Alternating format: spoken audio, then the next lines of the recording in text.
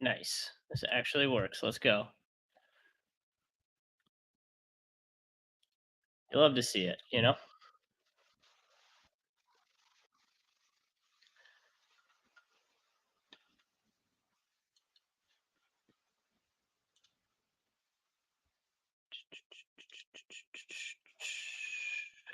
Yo, Nicholas Reed, what's good, brother? Hope you're doing well.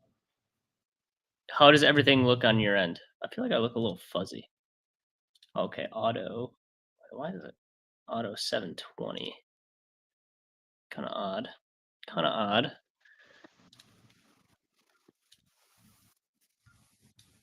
High definition, please and thank you. This is a new app that I'm using, so getting a little bit used to it. Hopefully that's slightly better. Um,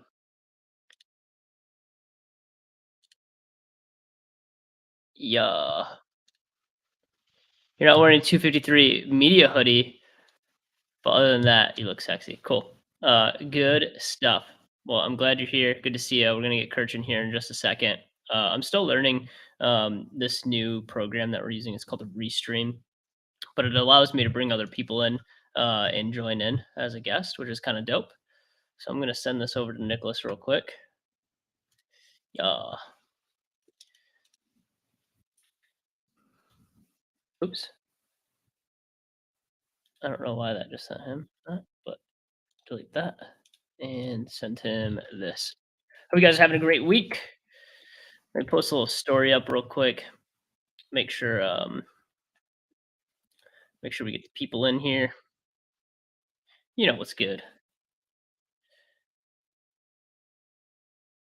If you got any friends you want to invite, shoot them a message. Be like, hey, did you know agency therapy is live right now? We love some agency therapy. Crew, we are live right now on agency therapy. Come hang out. Nicholas Reed's in the building. What's up, Nick Reed?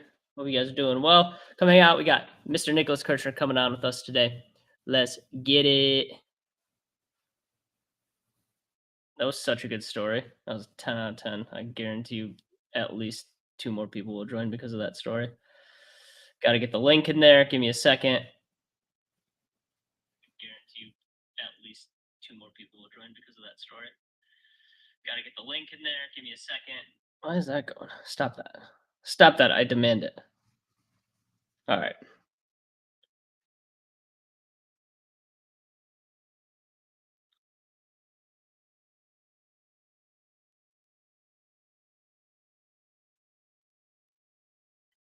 All right. If you guys are in the chat, say what's up. Say what up. Got to speak at an event this week, which is kind of cool. Online event. It's actually my second online event. I haven't done many online events, but it's been fun.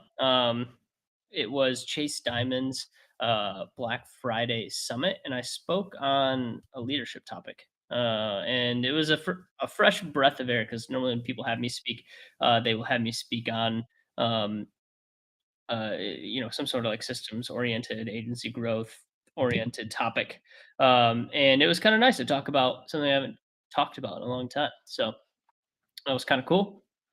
We'll give Mr. Nicholas Kirchner a couple minutes here.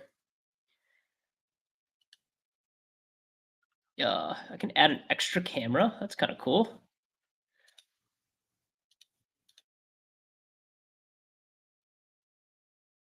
Oh, odd. Let me close this out real quick. Disable camera. Enable camera. Okay. Oh, he's here. Let's go. Check this out. Look how cool this is. Yo, Oh, now you're here with me. this looks so much better. It's not even funny. Check this out. I can even make us like more full frame like this. Or if, Shoot. like if wait, hold on. Maybe that you speak now. Hello. Okay, it doesn't blow you up for some reason. But anyway, what do you like better? Oh, your camera just went away for some reason. Hold on. I'm just making. Wow. I'm pretty excited about this application. It's kind of a game changer. Dude, it looks super good. Do you like more of the full frame view like this, or do you like this? What do you like? I don't know what I like, to be honest. Nicholas Reed, what do you like? You're in the chat. Drop your comments below. This is pretty sick, actually. I'm vibing with it. I need to learn how to use it more. I think there's a lot more features that I'm not. The full frame? Okay. We'll do the full frame then. That way you can see us a little better. But I still got to learn how to do everything else because there's a lot of different options here. So we can do. There's a lot of like overlays we can do. Check this out. How do you like this one right here? Not sure if it's our theme, but I don't know. I thought it was pretty good. I thought it was pretty solid. Yeah, the smaller one is pretty small. Okay, cool. We'll keep it full frame. Hopefully we'll get some more viewers here in a little bit. Nicholas Reed, can you hear music at all? Like I said, we're throwing this together. He said custom. Can you see the chat at all? yeah. Okay, sick. So you can see everything I see. Yeah, I mean, this is pretty legit. It is pretty legit. I'm about it. Reed says, nah, no music. Okay, no music. So I think there's a couple different ways that I think you could do this. Like you could run it through another program, and I was going to do that, but I was like, you know what? I don't know how to do it. So I was like, I'm going to keep it simple, and I'm just going to run it through like the website itself. So, but I'm pretty excited about this. It's pretty sick. Yeah, let's actually zoom out. Zoom out. Like, let's do the more full frame. Why do you think full frame? Well, maybe it might just be my lighting. I look a little washed out, but yeah, it's probably my lighting. I'll have to look at how to get the whatever you call it, the definition just a little bit higher. Because like right now we're only streaming in 720, and I don't like that. I want to be streaming in 1080 at a minimum. You know? Sure. Yeah, I'm right now. So yeah. So I don't know how to get it to 7 or higher than that. And maybe it is we can't do it in platform. So I'll figure that out. But this works for now. I feel like. Cool. I think I'm a little echoey on your side. Do you have headphones by chance? I can. That would be ideal, if possible. Shoot, we could play background music. How about this right here? A little chill hop. Oh, shoot. That's sexy with it. Hey. I don't know if we want music on. We'll keep it off for now. You can hear me? I can hear you. Can you hear me? Yeah. Now I got the headphones in, so we're Gucci. I love it. All right. I'm gonna switch this back to full frame. I think people were vibing with that. Bro, that was some mood music. It was pretty brutal. I'm not gonna lie. Oh man. Oh, you love it. All right. Mr. Nicholas Kirchner, thank you for joining us today on Agency Therapy. Everyone give him a round of applause. Woo. Yay. Super stoked for this. Obviously, this is a new platform. We're trying out something new called Restream. We're going to obviously have to work out some bugs. I'll probably do a test stream at some point in time. But it's nice to like be able to test it out with you because I know you're not going to judge me if it goes poorly. And so far, I feel like we're going off without a hitch. So I'm pretty stoked about this. But anyway, for the people that don't know Nicholas Kirchner out here, we did a live stream about 4 weeks ago, something like that. Yeah, probably a month ago now. Yeah, a month ago. And we ran into some technical difficulties on the audio side, which was a huge bummer. But at the end of the day, we delivered some good value, I think, at the beginning, and then we lost audio for whatever reason. So we're hoping that this new platform will allow us to not run into a lot of those issues anymore. So, but anyway, to kind of give him a quick introduction here, and I like to give my introductions for the people that come on to agency therapy. For those of you that don't know, Nicholas Kirchner is a two-time past agency owner, sold his first agency at 21 years old, hence the name of the title of the stream. And then also had the opportunity to move into another larger agency that acquired him, where he worked with a lot of large brands, Fortune 500 type brands, and a lot of direct consumer e-commerce brands as well. So he's got a very wide array of skill sets, and his knowledge is not just what I would consider surface level.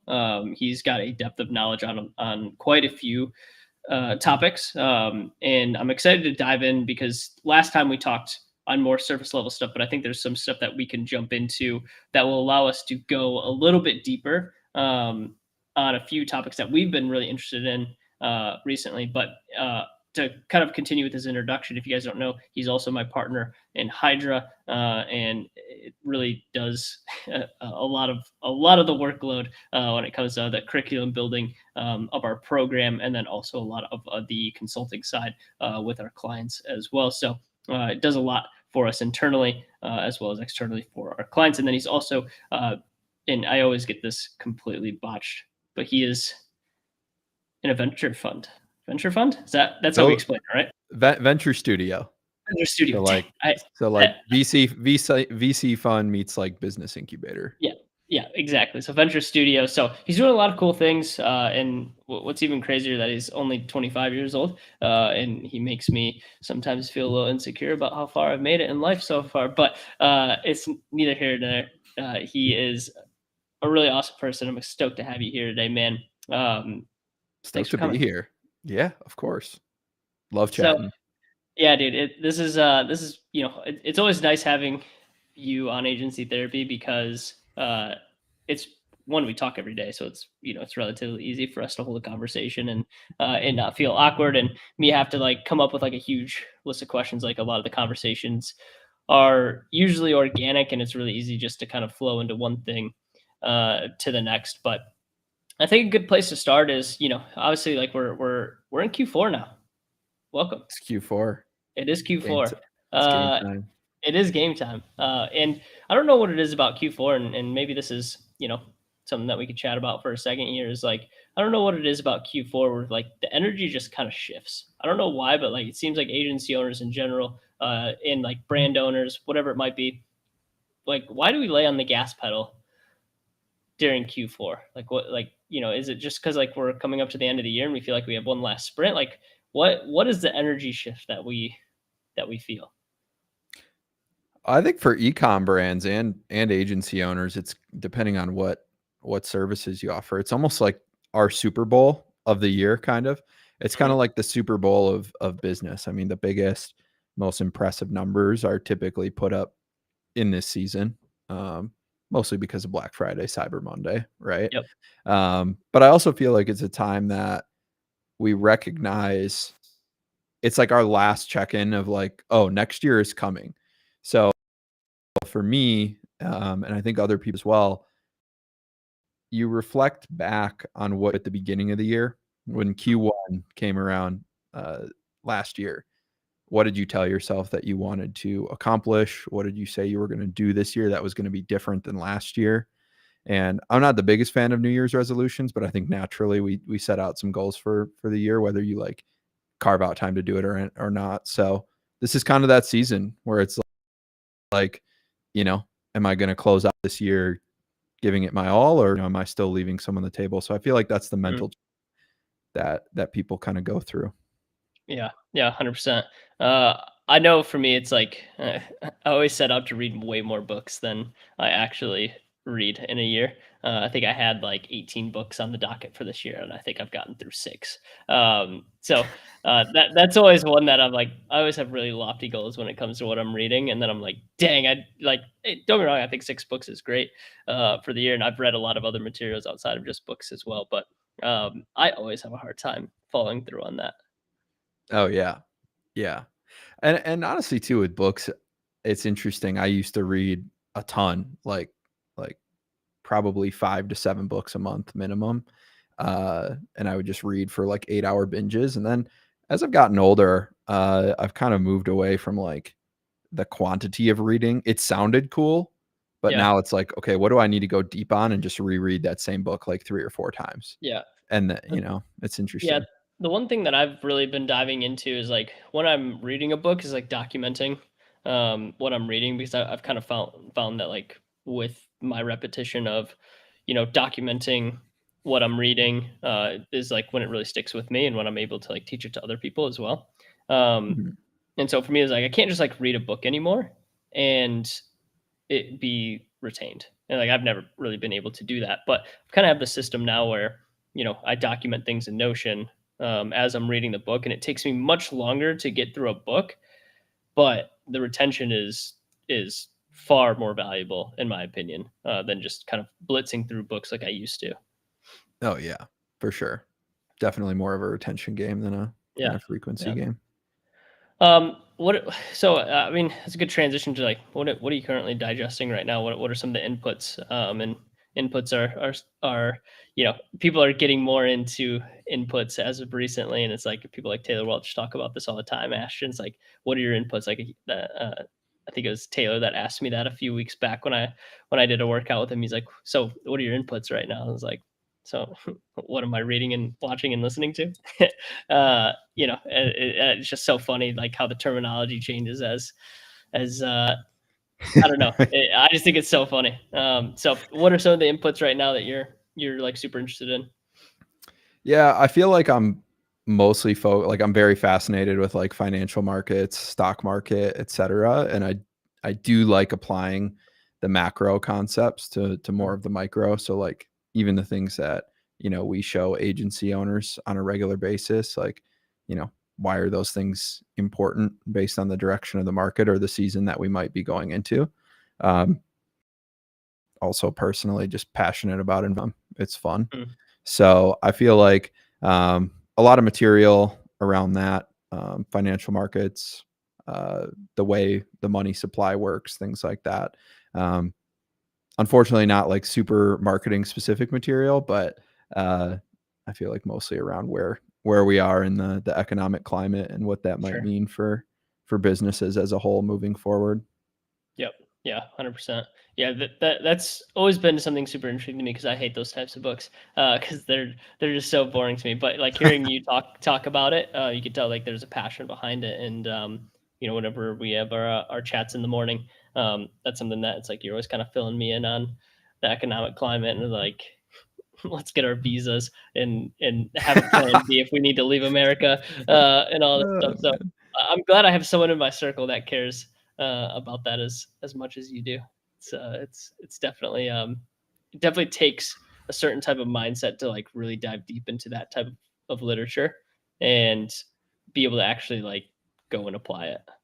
Yeah, and it's not always the most fun picture to look into either, Hmm. because sometimes things can look pretty grim, and kind of when you learn some of the ways that things are structured, it's like I see in some aspects why it's difficult to like break out of kind of the norm and really build something. Um, but yeah, not really sure where I was going with that, but Yeah. I mean, it was a good way to wrap it up.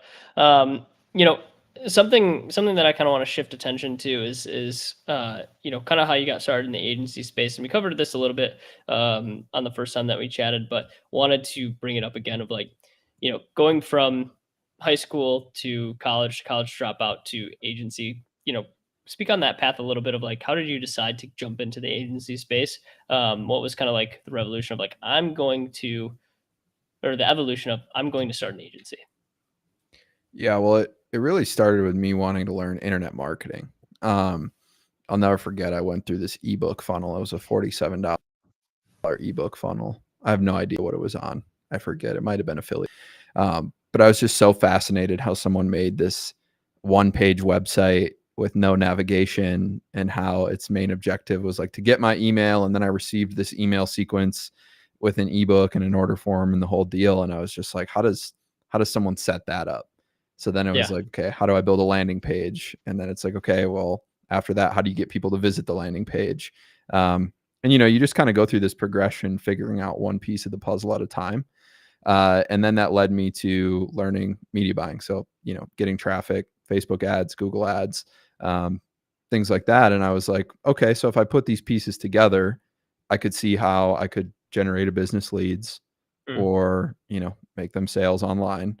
So, you just kind of follow that natural progression. And then it's like, okay, well, what's the easiest way for me to get experience and make money doing this enough to support myself? Yeah. And that's kind of how I came across starting an agency. Yeah. What was like the first like clientele that you were serving? Was it kind of broad when you first started, or did you kind of zero in on a niche pretty It quickly? was it was super broad. It was Okay. super broad. Like I went from chiropractors to law firms to restaurants to uh, coaches and consultants to e-commerce brands. And then I kind of got more attracted to the e-com side of things because bigger budgets, you spend more money, it's more exciting returns than, bringing new people into a restaurant. Right. Sure. Um, Nothing against that. I just wanted to kind of see where I could go and how big I could go with it. Um, and that was kind of part of the draw too, to wanting to sell, right? Instead Yeah. of working on direct to consumer clients and their ad spend. Well, what if you have a Fortune 500 company? What does that ad spend look like? What do those campaigns look like? So it just, it's that natural progression. It's, the we always want to evolve and improve, and entrepreneurs get bored. So it's continuing to play at a bigger level, right? Yeah. Yeah. 100%. What was some of that transition like going from smaller clients to some of these big dogs? Like, what were some of the hurdles that you had to overcome there? And I'm sure there was like definitely some imposter syndrome, starting to work with brands that were, you probably had, you know, no, no really chance of landing, but it's like then you get the introduction and you have the opportunity and it's like in front of you. What was kind of going through your head at that time?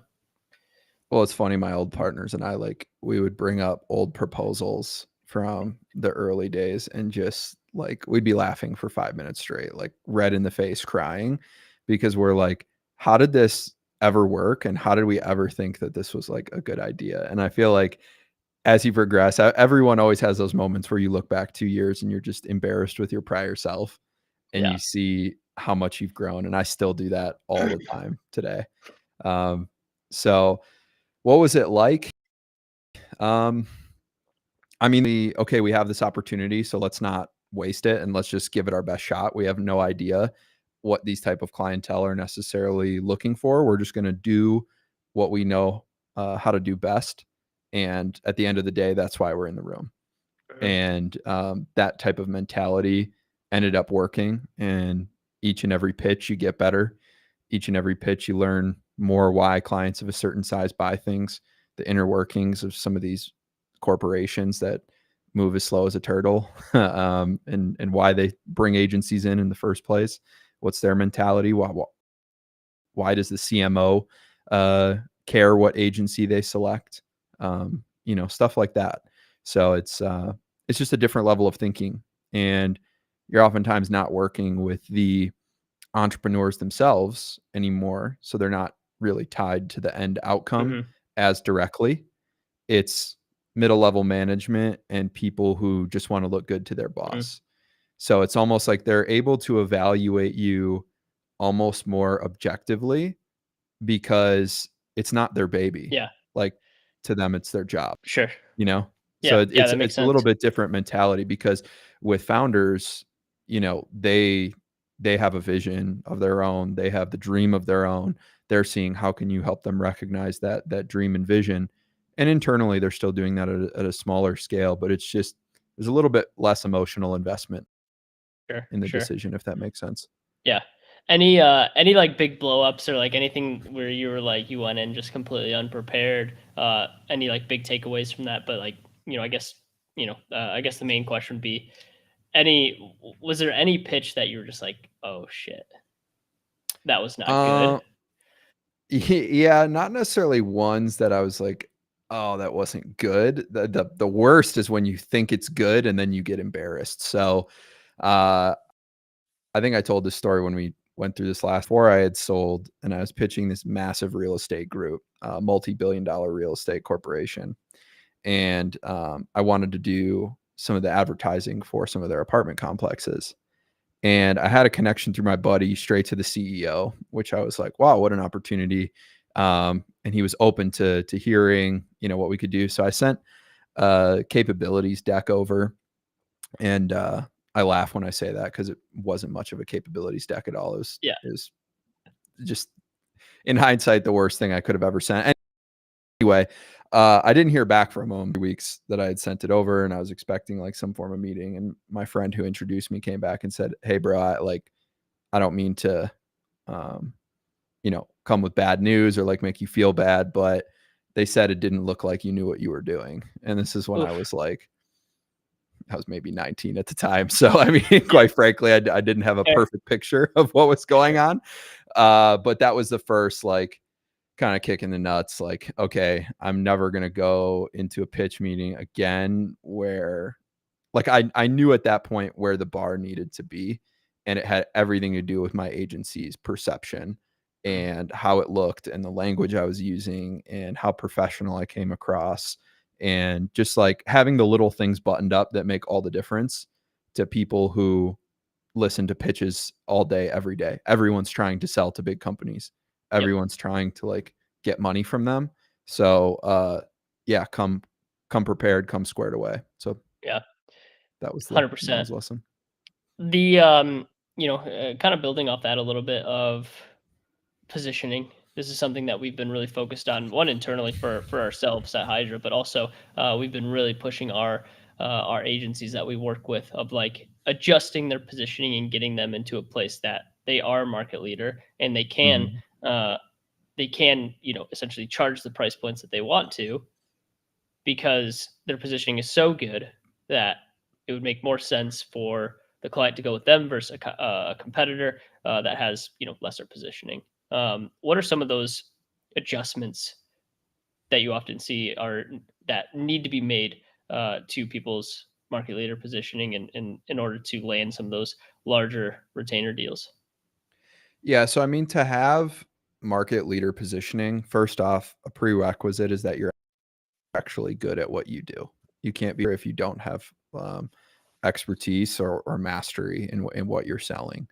So I think that's the first thing to visit. Um, I talk a lot about creating proposition for your agency, and I think that's super critical because people with their positioning, they cast too wide of a net, and they're afraid that by niching down too much or positioning themselves too narrowly, that they're not going to have a big enough market. And they almost worry about it in reverse because you're worried about not having a big enough market. You don't even have any clients or very few clients. Um, even the smallest of markets still go pretty deep as far as marketing agencies. So people are still in the camp of like all things to all people, or even if they're only one thing, it's one thing for everybody. So you want a client to come to your website or interact with a sales conversation or a demo call or a sales deck. That's like, I feel like this was crafted specifically for me. If this one condition in my business was different, if I was looking for this one other thing, this wouldn't be the perfect fit. And Mhm. agency owners need to be comfortable with that and be comfortable saying no and comfortable losing business by people saying, this isn't exactly what we're looking for. And that's fine.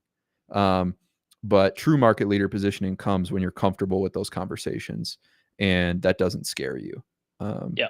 because once you have momentum in that direction, then people are coming to you in a very specific stage with a very specific problem, coming for a very specific solution. And because you're Sure. the only person that can solve that for them to the depth and with the expertise you have, that's why they will pay you a ton of money for it, because you're the only one that can solve that one problem. Yeah. But you have to be able to say no to solving many other problems that they might That's have. true. Yeah, and this is something that we even see within our consultancies. Like agencies will come in with a very broad service offering, and they kind of get outside of that zone of genius, and they get outside of the niche delivery that they should be pushing, right? And Yep. we have to kind of like draw it back sometimes and take some service delivery off the table. We have to cut some parts of the niche. That's like you just can't serve everyone, right? Yep. Yeah, and I mean, we at Hydra turn away a lot of people. We get on the phone with a lot of people who it's just not a right fit, Yep. either, not big enough, or maybe it's a consultancy that's looking for operations help. It's just, we become very comfortable saying no, and I think that's why we've been able to cultivate the community that we have so far, is because Yeah. everyone has the same problems at the same stages. Yep, exactly. And part of it is also like you have to play by your rules. It's like revenue is is this shiny object, and it is very attractive, and we tend to jump at it. Early stage agencies tend to jump at it of like we're going to take this on because it's good revenue. When in fact it takes you away from where you're trying to go. It's attractive because you can say you're growing, but I've been in that situation many times where the top line number is going up, but nothing more is coming to the bottom line. Right. It's a very demotivating feeling. Yeah, yeah, because you're sinking more resources into fulfilling the service because either you've never fulfilled it before or it just takes way more than you thought it did. Yeah, you're scrambling to try and figure it out. You're having to Exactly. hire more people. Yeah, it just doesn't make sense. Yeah, it's absolutely brutal. So, kind of shifting away from the topic of market leader positioning. The hot button topic is always lead generation, right? Of like Mhm. once you have the positioning down, you need to be able to generate leads. We've been playing with some new lead gen tactics, and maybe not so much new, but we've been really honing in on a few tactics. Maybe share with people what we've kind of been building in our curriculum, but also what we've been doing ourselves. Yeah, no doubt. So, Twitter content, was something that I feel, well, Josh was on it. I was not personally on it. But just being very, very consistent on the writing side of things. Um, and written content is so great because it across so many different platforms. So, a Twitter thread becomes a LinkedIn post, becomes an email sequence, part of an email sequence, becomes a blog post, et cetera, et cetera. You can get 4 pieces of content for one writing piece, essentially, with some tweaks, of course. So that's been really exciting, putting time into that. And then in addition, LinkedIn has been really cool lately.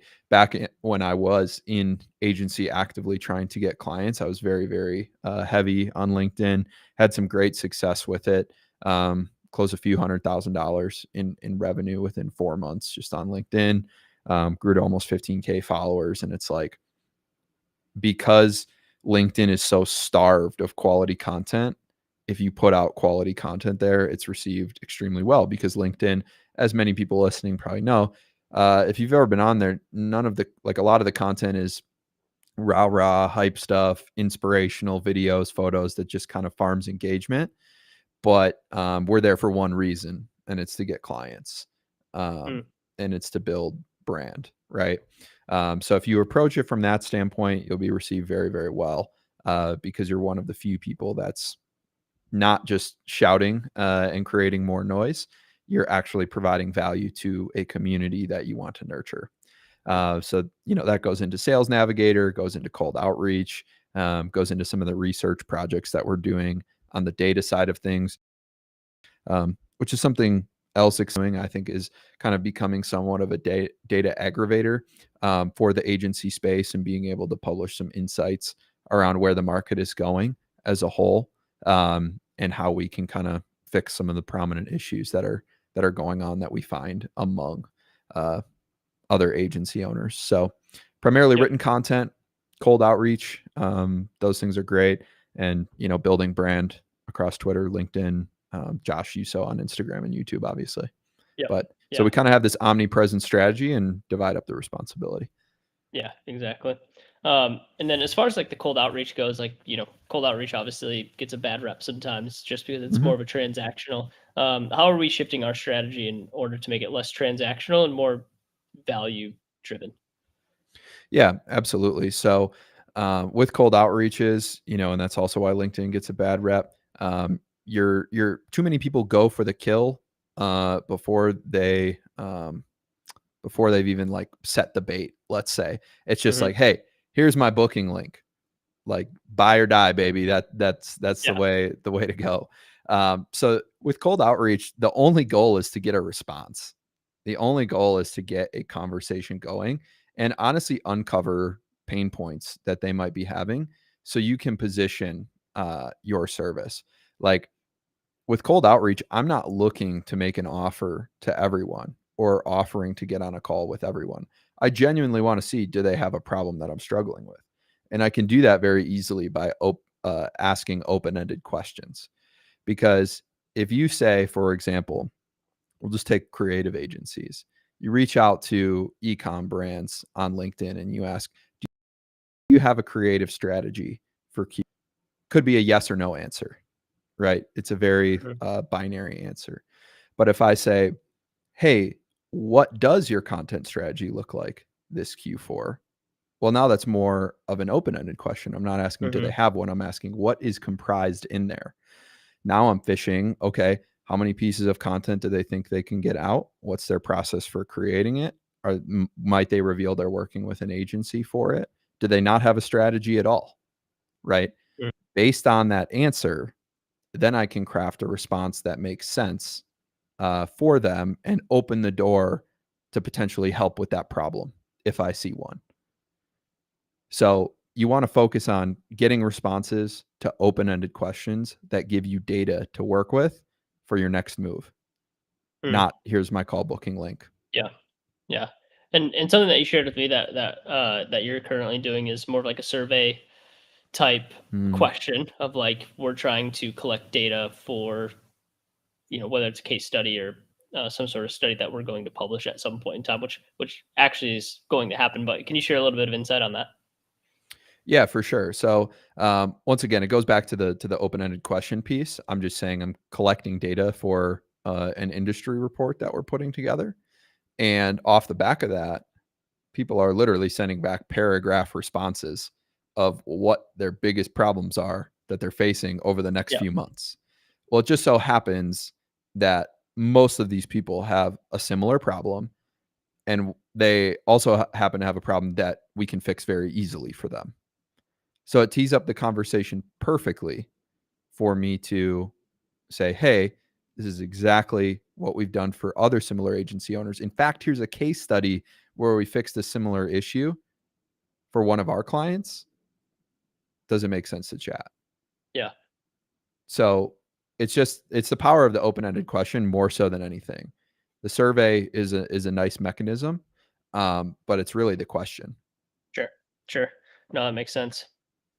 So as far as like, kind of like moving away from lead gen and more into like the sales side of things, um, you know, when we see, some of these like these sales pitches tend to happen and these leads coming through, what are some of like the common mistakes when they go into, some of the pitches that we see? And we review a lot of sales calls, so obviously like, we both can probably come up with a list a mile long, but what are some of the problems that you're often seeing with pitches um, at the agency Mhm. level? Yeah, I don't think they have a controlled sales process where you can pinpoint where things are going wrong. Like at this point, and in the last agency, like we had decks to a point where we could see positive or negative responses to certain pieces of information. And because it was standardized, it was obviously customized to the client. But the procedure and the delivery of information came at roughly Mm. the same time relative to the others. We could see, okay, what are the levers we need to pull here? Like, we're not getting good response here. How can we tweak this, change it, move it around? Have someone else deliver the information at a different time. That's one piece. There's no consistent process. It goes all over the place, and they don't have control of the sales conversation. That's one of the bigger ones that I see. Second one, which is widespread, even among people who have clients, are doing well. I can still detect in their calls that they're not absolutely convicted that they can help the other person. It's kind of this like it's this half-baked, yeah, we might be able to help you, but you're not really instilling confidence. There's a Mm. way to instill confidence to get someone to, be convinced that you're actually the person to help, them with their problem without being perceived as needy and without being perceived as desperate. And that's the line that you need to toe. The ideal sales position is, I don't need this deal, but here's why we're the best chance at solving this problem Yeah. for you. I If was we're gonna going to bring work that together. up if you didn't, of like, man, you just have to be able to walk away from any deal uh in order to play on your terms, and like that confidence and that conviction will land you the deal more times than not. Yeah. Yeah. Cause it's the, it's almost the allure of, well, why are these guys so confident? Why do they not need this Mm, deal?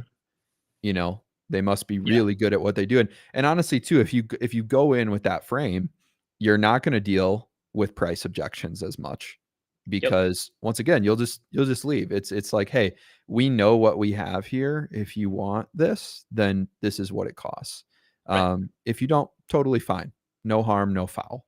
Yeah. We'll just move on.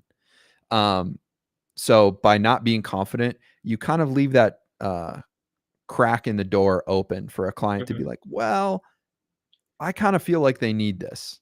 I kind of feel like they want this deal. Maybe I'm going to try and cut the term in half, Yeah. or maybe I'm going to try and take 50% off the price and see what they do. Or maybe I'm going to give unreasonable payment terms.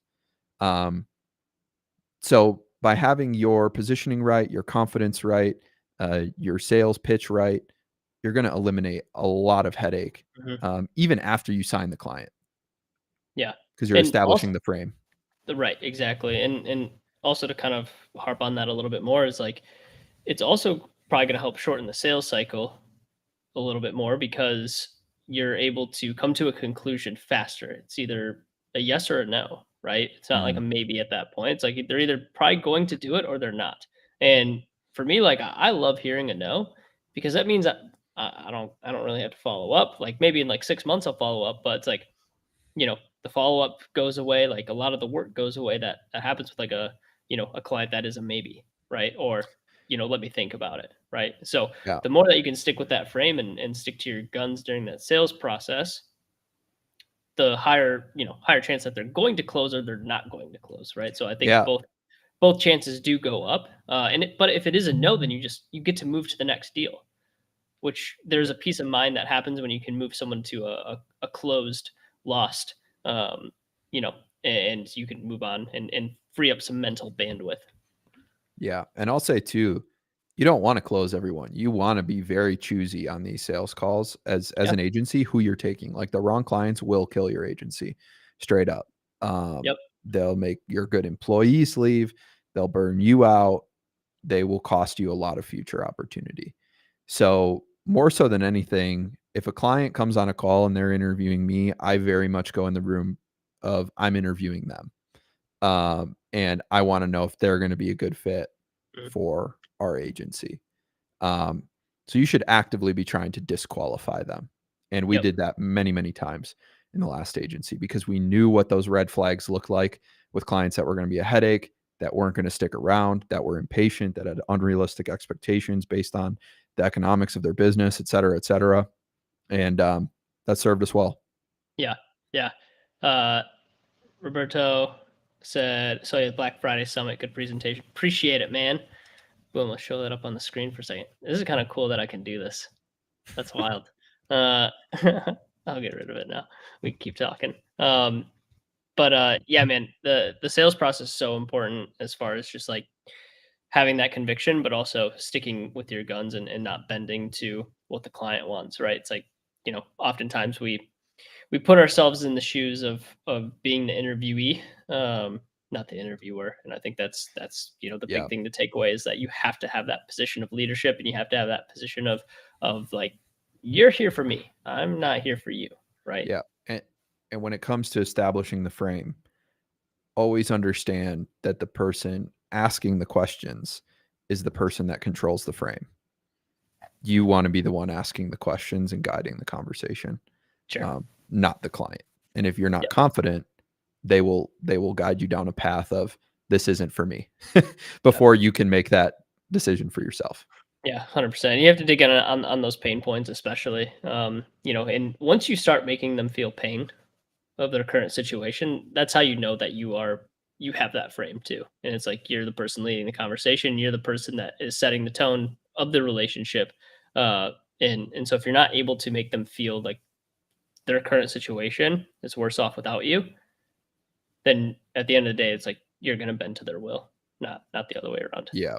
Yeah. And also too, like when you're asking those questions and you hear it all the time from clients and you can say to their response, and that probably makes you feel like blank, or Hmm. maybe you're struggling with this also. You just put yourself in a position to build a relationship and really have the prospect feel like you understand where they're coming from and that Yeah. you see this a lot and that this is just normal for you. Um, that's also very powerful. Yep. 100%. Well, I feel like we're just going down like the agency lanes here, so we might as well keep going. Let's keep it Kind of rolling. kind of shifting over into fulfillment, and this will be maybe one of the last topics here because it'll be pretty broad. But as far as fulfillment goes, one of the biggest hurdles that we see in agencies is taking an agency from a 1 to 2 person team to 3 to 4, 5 to 6, right, and start to replicate the service fulfillment and bringing on other teammates. Because what happens is, the founder is kind of the gatekeeper of the results, right? And so as we bring on more people, those results tend to dip because either we haven't trained our people properly, maybe we don't have enough money to bring on the most talented people at the time. Um, what would be some of the advice for like people that are kind of going from that 1 to 2 person structure and are starting to get a little bit of traction because the founder is talented and now they're looking to bring on a team? Yeah. Yeah. So I feel like this is one of the biggest moments of growth in any agency, especially for the founder. Like, wow, I don't have to do everything anymore. And really starting to build that close circle around you. I think the main thing here is don't underestimate the amount of effort it takes to be a good manager. Mm, This is something that kind of hit me like a ton of bricks in terms of managing quite a few people and understanding how to drive performance and not only being accountable for yourself and the decisions you're making, but you're now accountable for kind of everyone else's performance as well as a manager. So you need to make sure that you have a framework in place to meet with them regularly, review their performance regularly, have transparent conversations with them, shift from the I want to be liked to I want to be respectful and respected, but it might not necessarily be conducive to you and that person being friends. I think there's mm, a very different line there in terms of, and I've toed that line closely before of like, you can't get too close. The reality is to the people who work with you, there has to be that level of mutual respect. And there has to be that line of like, hey, we're here to build towards a goal, not to, be best friends and act like everything's okay all the time. So you have to be okay with those conversations, I think, and stepping up to the plate as a manager before you make that decision to bring people on. Because yeah, once they're on, you're going to be unhappy with the direction of your agency if you're not steering the ship properly and managing them well and cultivating their skill set well and allowing them to perform. yeah, 100%. And So, to kind of like bounce off that idea there, the other thing that we often see with founders is like they get into this position where they can hire a team, right? And so they feel like this power of delegation, which is great. We want to delegate, but that doesn't yep. mean that the team training stops. That doesn't mean that your No. leadership stops, right? And so that's one of the hardest things. And it's tough because the agency space has a lot of ego in it. And don't get me wrong, like there is a little bit of ego that you need to have to be, successful agency owner. You got to carry yourself well and be able to um and be able to really I guess be confident in Mhm. your sales process and being able to land big clients. But the other side of it is like you can't have such a big ego that you no longer feel the need to lead your team. Yeah. Yeah, for sure. I mean, really, as a CEO or anyone in the C-suite, you kind of just become a servant of everyone else who works for you, not the other way around. Yep. Um, you're responsible for cultivating them and giving them a culture that they can thrive in, the skill sets they need, the patience they need, the coaching, the mentoring, all of that stuff. Yeah. Which is such an interesting frame that people fall into, that it's the opposite. Yeah, 100%. We definitely need to tweet that out at some point of if you're in the C-suite position, you are a servant to the team. The team is not a servant to you. That's good. That's fire. 100%. Yeah. Roberto dropped a comment. Maybe we can. I don't know if he had another talking point there, but No, we'll let's talk. go to the question. Okay, cool. Roberto said, getting started with a brand new email marketing agency for e-commerce brands. Any tips? So, are you asking Roberto if you, like, are you on the brand side, or are you the email marketing agency? So, getting started with a brand new email marketing. So it sounds like you're on the brand side. Yeah. Well, I take it that he's starting an ecom or an email agency for ecom brands. Oh, okay. Yeah. So maybe he'll respond here in a second, but maybe we can give him two different answers because they are different answers, right? So, but let's start on the agency side. So he's starting a brand agency Agency side. side. Okay, cool, Cool. perfect. So yeah, with this, Roberto, I would really look at what's your unique selling proposition going to be? Because straight up, I'm going to say in the ecom space, you are entering a red ocean. Let's say there's plenty of email agencies out there. Now, Mhm. this is not to discourage you from going this direction. I still think it can work exceptionally well, partially because most people aren't putting in great effort and actually getting great results for their clients. That will always exist. So you can lap all of those people. So we're just going to discount 50% of people for that. Now, to rise to the top of the other 50%, we need a unique positioning that's going to help us here. So, what is that going to be? I would love to see you go email marketing for ecom brands in a specific industry, and potentially even going down to the software level of what email autoresponder are they on, what email management software are they on, all of those pieces, so you can really solve one type of brands, one very specific problem on one very specific platform. Mhm. So I also want to consider that as well. Josh, 1 second, I apologize, I need to go do something for like 10 seconds. Yeah, you're good, man. I'll pick it up from here. And also like kind of like building off of the unique selling proposition, Roberto. It's something where it's like, yeah, you're going to be battling against some pretty big people, but if you go and look at like an agency like Lucid, for example, if you go to wearelucid.com, I think if you just Google We Are Lucid, they should pop up. But talk about like a very niche positioning where they only serve a specific type of client, which is the CBD and hemp space, and they're like the best at serving this specific client. And it's just such a great testament of like when you go narrow and when you go deep on a specific type of client, you're going to have some sort of success, right? So go a mile deep, be specifically good at someone, like that's going to be your fastest route possible, right? So Will Jones said Lucid though, yeah, Will knows Lucid, he knows about them.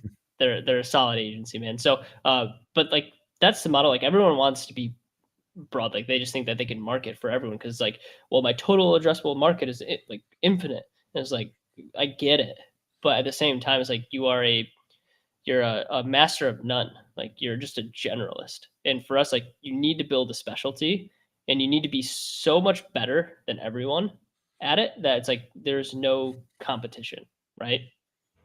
So Yep. oh, Yep. with the Y, yes, Lucid with a Y, Lucyd. Yep. Shoot, we got some LinkedIn comments too, you love to see it. Love that. This is streaming on LinkedIn. Yeah, man, we're on right now YouTube, LinkedIn. If I could figure out double or two-factor authentication for Facebook, we'd be streaming on Facebook as well. But Wow. Zuckerberg hates me, so I'm trying to get my 2FA to work. You know what's hilarious? I just have to throw this in there. I keep seeing this ad. I don't know whose ad this is, but it's hilarious.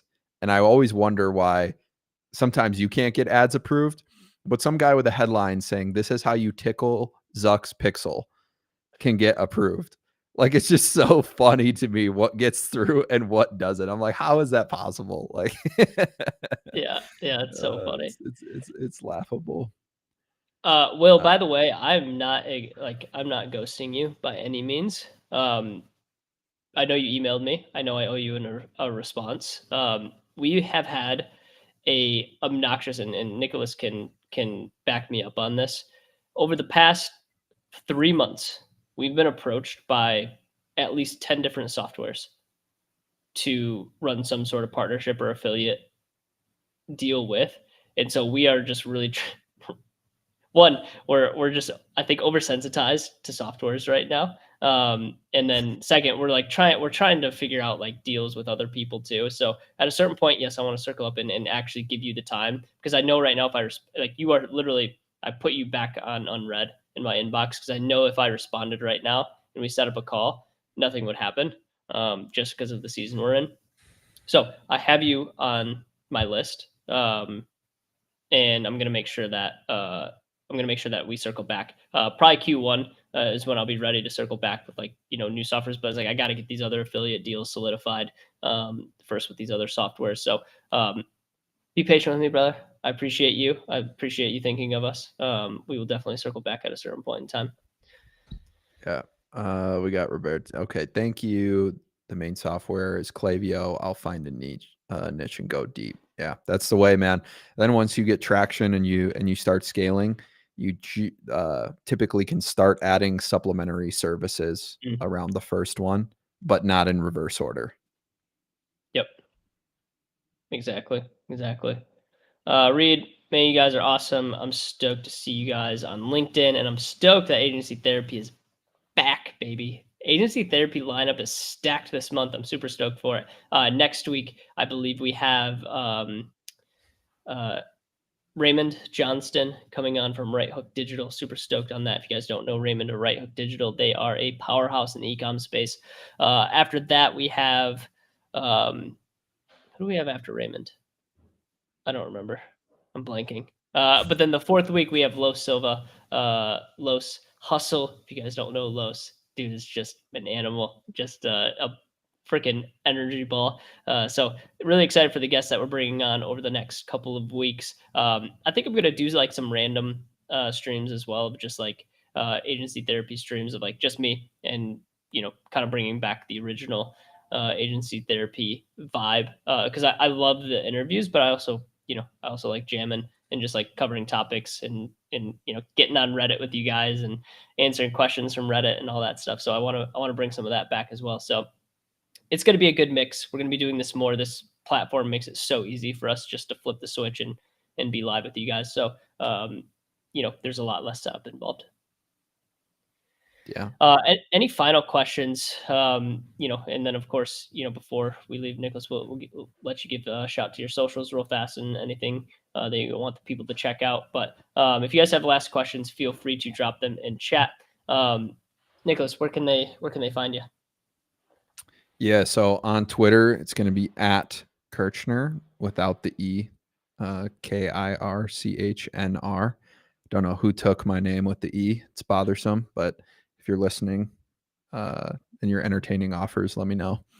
I'm not too active on Instagram, but mostly Twitter and then LinkedIn, Nicholas Kirchner. Would love to see you there. Love to answer more questions for sure. 100%. Good stuff, guys. Well, hey, we appreciate you guys coming to Agency Therapy this week. If you guys ever need anything, don't hesitate to reach out. You guys have our socials, you got our DMs.